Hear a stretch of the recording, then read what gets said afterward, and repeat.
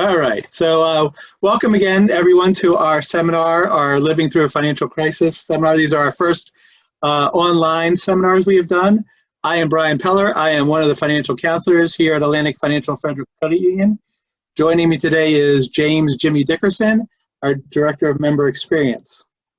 If you have any questions during the presentation, at the bottom of your screen, you'll see a little Q&A. Put them in there, and at the end of the presentation, we'll answer all the ones we can. The presentation should last about 30 minutes. We have an hour reserved for any questions you may have afterwards. And also let it be known, also so you know, tomorrow you're receiving an email that'll have a resource sheet of some of the contacts we talk about and some other things that I'll tell you as we go along. So let's get started and talk about the agenda here. It's pretty short and to the point. We're going to talk about unemployment insurance and how it works and what's going on, resources for you and your family, and preparing for the next financial crisis. Be nice to say there's never going to be another financial crisis, but unfortunately, that's not how the world works. So we want to try to be prepared for the next one if we can. So what is some of your options? So what are some of the things that you need to think about? So, don't be afraid to ask questions to anybody that works at any financial institution that you deal with so that you can fully understand the impact of your options. You need to know, how will I pay my bills? How will I feed my family? I'm so stressed. How can I cope with all of this? Where can I find the resources I need?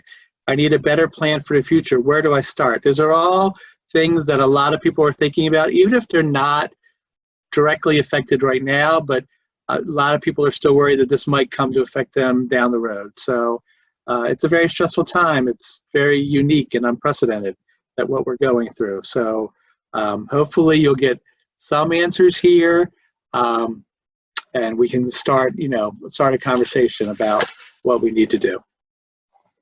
So let's talk about unemployment insurance. The state of Maryland has two ways to contact you. See them on the bottom of the screen. You can call in a claim if you're unemployed from your full-time job, or you've had a major reduction in hours from your full-time job, or you can visit the website, which is listed there. And you're going to get these again on that sheet tomorrow. But right now, because over 61,000 people a week have been registering for unemployment, it's swamped. So if you try to call, they've now split it up into 3 days, depending on your last name, the day they want you to call. They just added Saturdays as a day anybody can call as well, but you can apply online anytime. The only time you can't apply on time is if you've had more than 3 jobs in the last 18 months. You also right now, and we'll talk about this in a minute, can't apply at all if you've had, if you're an independent contractor or self-employed. So let's talk about some of the things that are different that have been added because of the CARES Act. It provides unemployment insurance for some not normally eligible. So if you are self-employed, you're an independent contractor, like if you drive for Uber or Lyft, or if you are a travel agent or, independently, those kinds of things, those aren't normally covered by unemployment insurance because you don't pay into the system normally, but right now they are covered. However, you need to go onto the website, the unemployment website, and there's a box that says that you're one of those, that you're either self-employed or independent contractor, and you register your email, and they'll tell you when this program is set up for you to come back. The other thing to keep in mind is that if you can't get through right away, if it takes a week or two, you will get paid back to the day that you lost your job. There's no penalty for waiting, at least not right now. Normally there is, but there isn't right now. Jimmy, anything to add? No, I think it's just important to note that, like Brian said, if for some reason it does take 2 weeks or 3 weeks to get your claim processed, they are going to send you those 3 weeks when you do get your claim. I know that can be a stressful waiting period, but it's something that is happening right now. Okay, so let's move on and talk a little bit about food resources. I can tell you, I'm a father of two. I have two daughters and a wife, and one of the things I worry about all the time is if I lose my income, how am I going to put food on the table? One of many things to worry about, but it's one of the bigger ones. Listed here are two statewide organizations, the Maryland Food Bank and Catholic Charities. They both run food banks in every county in the state. And with Catholic Charities, you do not have to be Catholic to go to their food banks. They serve the community regardless of your religious affiliation at all. Plus, right now, every school district in Central Maryland is providing 3 meals a day for all children under 18 through the traditional end of the school year, which is mid-June. Maybe it'll get extended, but right now it's through mid-June. You can go onto your local school district's website and find the location. You do not have to, you have to be 18 or under. You have to bring that child with you, but they do not have to be registered in school. They can be homeschooled, they can go to a private school. They don't have to be going to the public school in order to get that resource. It's great. I know someone who went there and they took their 2 kids and they came home with just lots of food for the day. And then finally, check with your local church for further resources. Lots of churches run food pantries. And again, you don't have to be a member of that church normally to go to those. Sometimes they require you to be a resident of the county, so they'll check your ID just to make sure you live in the county. But check with them and see what's going on. So again, there's lots of resources. There's a couple other, depending on where you live, on the resource sheet you're going to get tomorrow. Let's talk about bill assistance. It's really important to be upfront with your creditors. Call them and tell them you have been affected by COVID-19. Really, the more you can tell them, the better. Maryland's relief package includes a bunch of protections. It stops evictions and foreclosures. They prohibit repossession of cars and trucks. Also extends protections to mobile homes, trailers, and live aboard boats. It just got extended to commercial property. Mortgage lenders are to provide 90 days of forbearance or deferral of mortgage payments. Mortgage lenders cannot charge late fees or negatively report to credit bureaus. And student loans are also eligible for 90 days of forbearance or deferral of payments. Now, these are all things that are included in the state of emergency that was passed here or signed by Governor Hogan a few weeks ago. But you still need to talk to your creditors. You need to tell them what's going on. You need to make sure you work out what the plan is going to be, because technically in a lot of cases, at the end of that 90 days of the mortgage forbearance, they can tell you it's all due, which is not going to help anybody. But if you don't tell them what you need to happen, then you're kind of stuck. Same thing with eviction. They can't evict you till the state of emergency is over, but if you haven't been in contact with your landlord, there's nothing to stop them from fast-tracking an eviction afterwards. So it's all about communication. You'll probably hear me say that 2 or 3 more times. It's really all about talking to people and letting them know exactly what you're going through. Jimmy? Yeah, the only thing that I would mention, Brian, in addition, is that the state of emergency, the executive order that Governor Larry Hogan passed says that mortgage lenders cannot negatively report to the credit bureau, but that doesn't cover all lenders. So if you've negotiated out a payment plan about your auto loan or about another loan that you might have, you just want to be clear with that particular lender how they're going to report that to the credit bureau. Are they going to be reporting it as months paid, even though they're not, or are they going to be reporting it as a workout agreement? Just be clear with your lender about how that's going to be reported. Yeah, and there's nothing wrong with asking them or saying to them, hey, I want to make sure we work out an agreement that I won't get reported for. Now, they may or may not do that, but at least bring it up. If they don't, you need to bring it up, because they're not going to bring up what they're reporting unless you ask them. All right, let's talk about talking to your financial institution, whoever it may be. Many financial institutions want to help you. Here's some things to keep in mind when talking to your financial institution. And it's very important, like I said this earlier, to be candid and tell them your entire situation. you're not working, your significant other's not working, you're taking care of your grandmother or your mother, or you have children, you need to let them know exactly what's happening. If you call them and say, hey, I've been affected by COVID-19, and leave it at that, they have a preset list of what they're going to offer you, which may or may not help you. So you need to be upfront and let them know exactly what your situation is in regards to your income. Don't be afraid to negotiate with your financial institution. I know it's a stressful time and you want relief, and if they offer you some relief, you're going to take it because it's better than no relief. But if they say, well, we're going to reduce you to interest-only payments for the next 3 months, and you're like, I don't have any income coming in, and I have other bills, then you need to say, that's not going to work for me. Can I skip 3 pays? Or whatever you would like to see happen, you need to tell them. Not going to say it's 100% going to happen, but the more you tell them what you need to happen, the likelier you'll get to somewhere close, even if it's a compromise to that. Another important thing to do is make sure you keep notes and you write down names.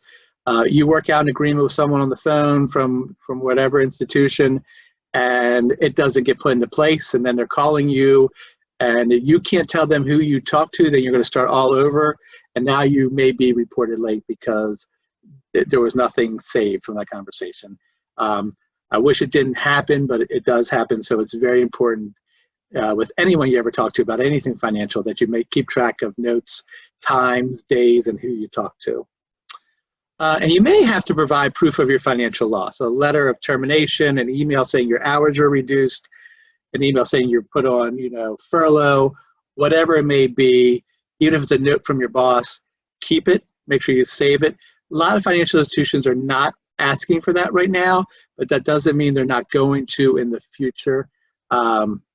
So make sure you keep copies of those.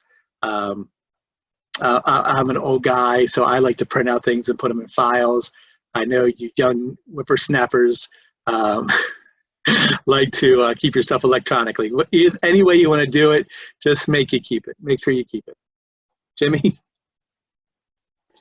Yeah, I think just to reiterate what Brian's saying is that when you call into other institutions, not so much at Atlantic Financial, but when you call into other institutions, they have a list, and if you say, I lost my job, they give you X. If you say, I had COVID-19, then they'll give you Y.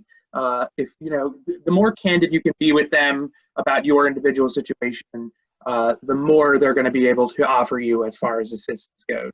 But like Brian said, you don't always have to accept the first thing that they give you. You can, narrate a little bit of what it is that you would like the resolution to look like and see how close you can get to that.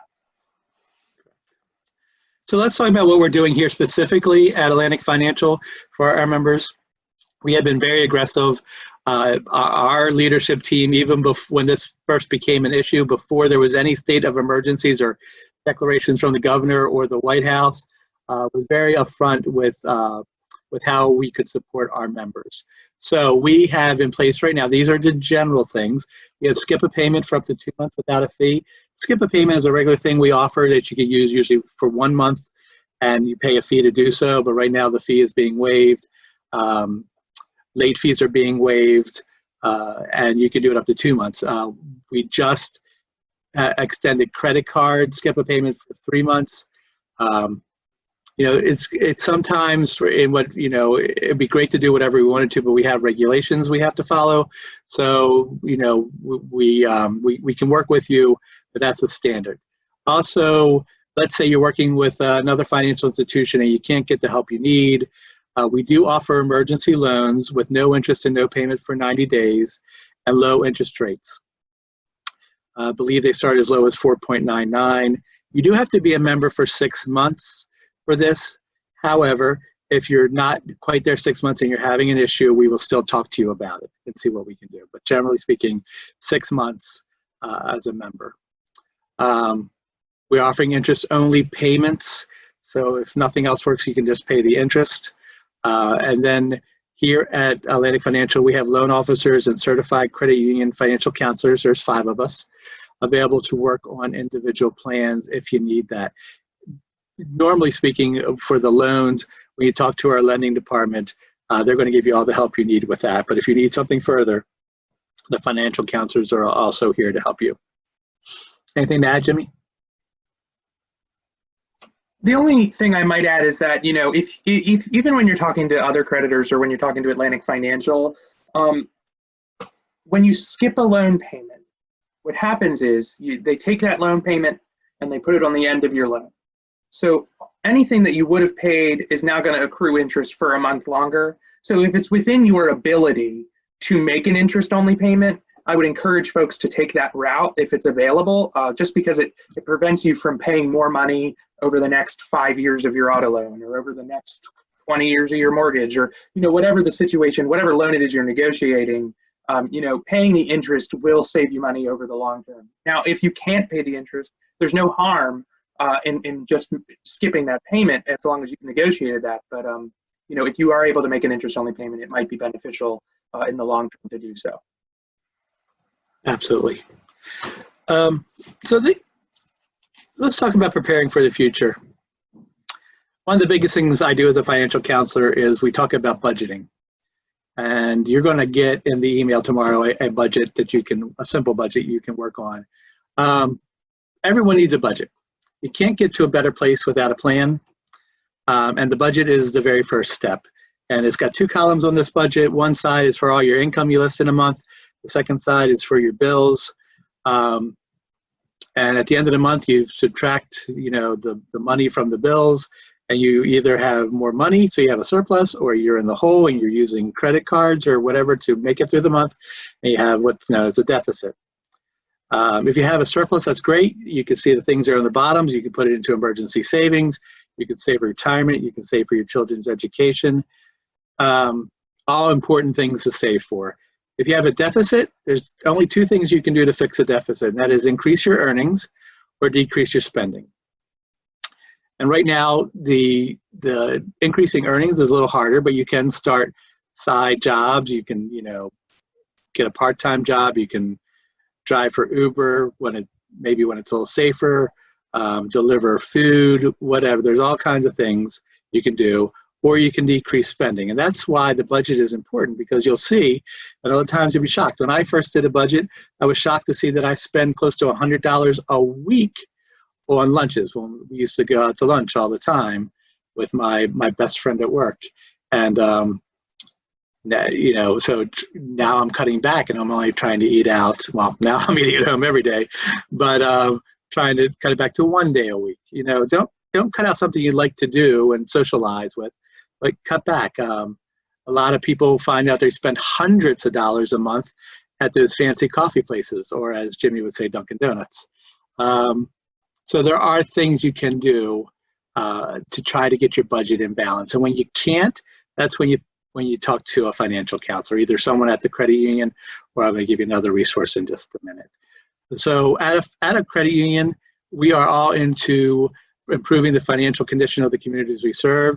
So we're all about savings. So I'm going to talk a little bit more about savings and paying yourself first. I know it's easier said than done, but you need to make savings like paying a bill.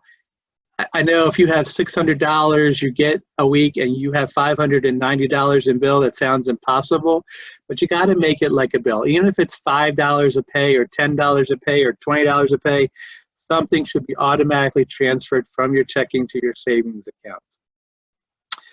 And anytime you get birthday money, try to put it into a savings account, or at least split it in a savings account. If you get any kind of bonus money, or if you have a big yard sale, or you sell stuff on eBay, try to make sure some money always goes into a savings account.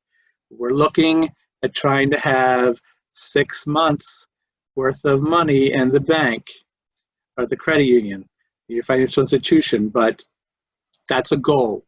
Doesn't really matter. What matters is that you start and you continue to do it.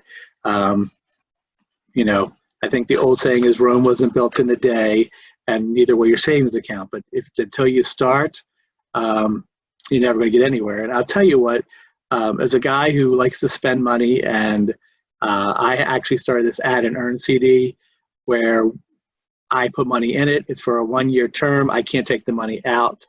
Started with $25 and I put money in there, like I said, every time I got paid, every time I got birthday money. You know, I got nothing big, but I have a few $100s in it, and it makes me feel so much better.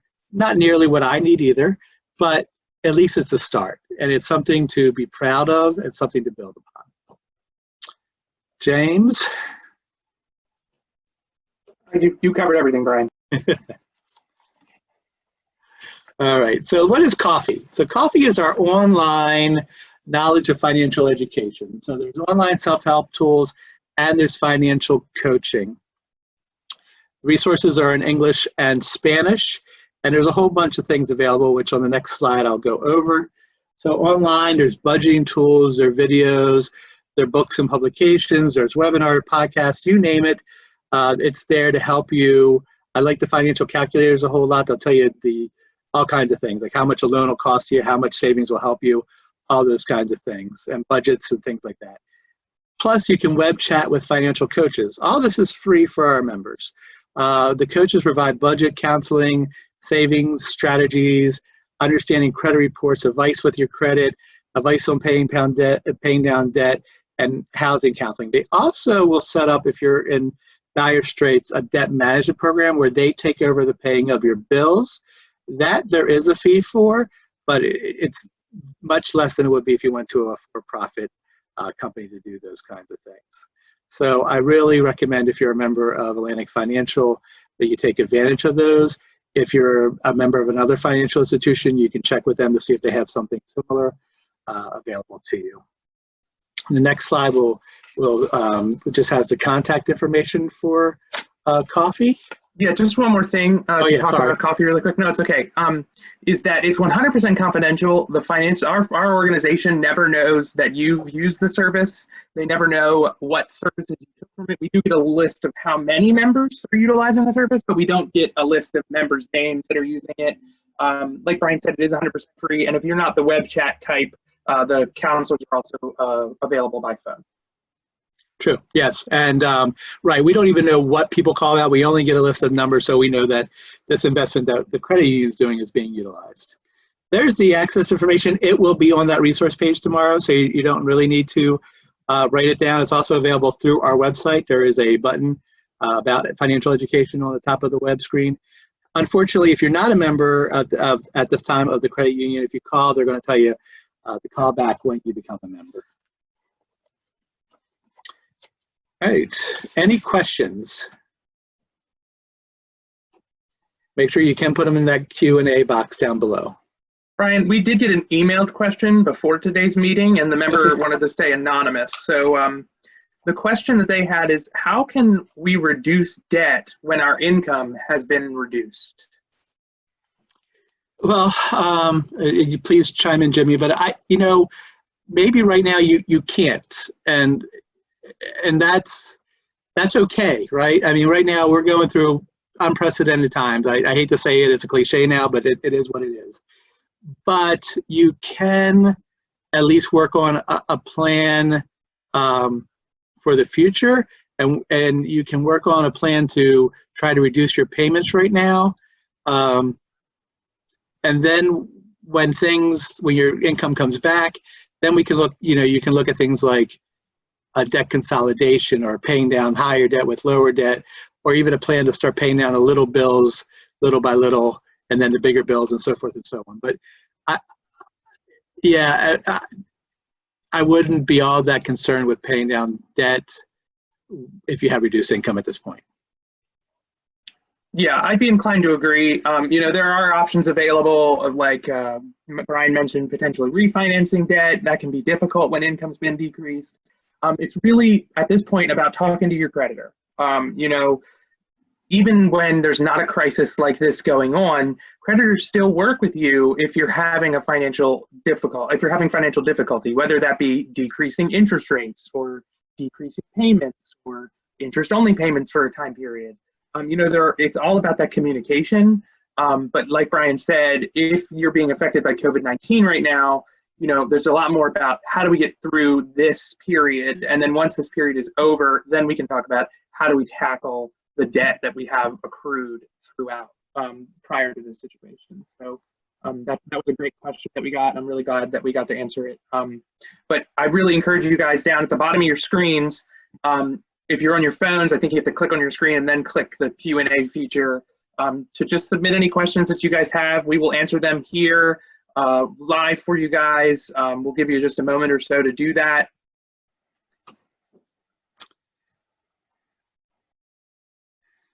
And I want to talk a little, it's not really in the presentation, but stress. This is a very stressful time. Even for people that are still working, it's still very stressful. I am an extrovert that used to go out every day and do these things live in front of people. Now I spend 8 hours in what is my makeshift office in my basement. But so it's important to, whether you're working or not working, it's okay for every couple hours to say, I need to go and walk 6 houses down from me and back, or just get out. It's okay to watch a YouTube video every now and then. Don't tell my boss. You know, it's okay to take some time for yourself. It's okay to be unhappy. It's okay to be worried. But everybody should know there's always people there for you, whether it's financially or emotionally. There are tons of resources for all those things. One of the questions we got last time, when did we do this last, Brian? The days blend together. Yesterday. Yesterday. One of the questions we got yesterday that I think might be relevant to folks here, since stimulus checks are the hot topic of the day, is what do I do with my stimulus check? Yes. And, you know, we talked a little bit yesterday about, you know, my recommendation was don't just go and start paying bills with it. You know, have those conversations with your creditors before you start making payments. Because if you didn't have to make a full payment and you only had to make an interest-only payment this month, you know, let's not spend this stimulus money that we don't know if we're going to get more of or how long this situation might last on a full payment that we didn't need to make. You know, really having those conversations beforehand is really important. Atlantic Financial made the decision not to touch stimulus money for the purpose of repaying delinquent loans. So if your stimulus money has been direct deposited here and you have a loan with us that you're not paying, we're not going to pull that money to make that payment. It's still important that you talk to us to get that plan put in place, but we're not going to involuntarily take those funds. Does that mean that every other financial institution has made that same decision? No. So it's important to talk to those financial institutions. If you did have those funds direct deposited somewhere else, what are you going to do with those funds when it comes in, especially if you haven't had a conversation with them around a loan that you might have outstanding? Do you have anything you want to add to that, Brian? Well, the only thing I would add, that's exactly right. The only thing I would add is if you're still working and still earning your full income, if you're one of those essential employees that, you know, thank you very much for what you're doing for us as a community. But if you are still that doesn't mean you should take this money. You can do whatever you like, obviously, but you probably shouldn't take this money and go buy a 4K TV or 2 of them. You probably should put it in savings. I know I feel like a broken record, but because there's 2 things. 1, you need savings, and 2, you don't know what June may bring. You know what I mean? So I wouldn't be so fast to spend it unless you got at least 6 months of income sitting in a savings account, even if you are working. Yeah, absolutely. Especially, you know, some of the businesses that are doing just fine right now may not be a month from now if this continues. So that extra cushion is really important. We haven't gotten any questions in through the Q&A. I know you guys are still with us. If you have a question, I really encourage you to take some time and type it in there. If you want to ask a question and remain anonymous, put in there, please remain anonymous, and I won't share it with the group. I'll just ask the question verbally here. I know we covered a lot of info. Go ahead, Brian. Yeah. I was going to say also, if you don't want to write a question here, that's fine. In a second, our contact information will come up on the screen. You will get an email from me tomorrow, so you'll have my contact information. You can definitely email me directly. My phone number is also there. Jimmy's phone number is also there. The thing about it is that me and Jimmy are both working remotely, so it's a little harder for us to, I mean, we have our phone calls sent to us, but I'm technology challenged, and sometimes it's 2 days before I realize I have a message on this cell phone from my office phone. So please email us. We are working, and we will get back as soon as possible. So again, if you're not comfortable asking a question, something pops up an hour from now that you said, oh, I wish I would have asked that, please send us some emails.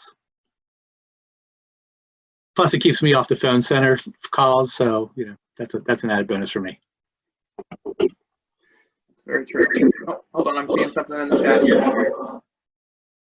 Oh, someone said thank you. We appreciate that. You're welcome. Very welcome. I'm glad that we were able to answer the question that we got. I hope that you guys found this information valuable. Brian, we haven't gotten any questions. I think that it might be time to wrap up. Okay. Well, thank you guys very, very much for attending. I hope that the next few months keeps everyone safe and healthy. If you're working, thank you for all that you're doing. If you are not working right now or have had a tremendous reduction in hours, we're going to get through this. We always do. One thing about the American people is that we always find a way through, and we will, and things will be better on the other side. So thank you again for taking some time out of your evening and being with us.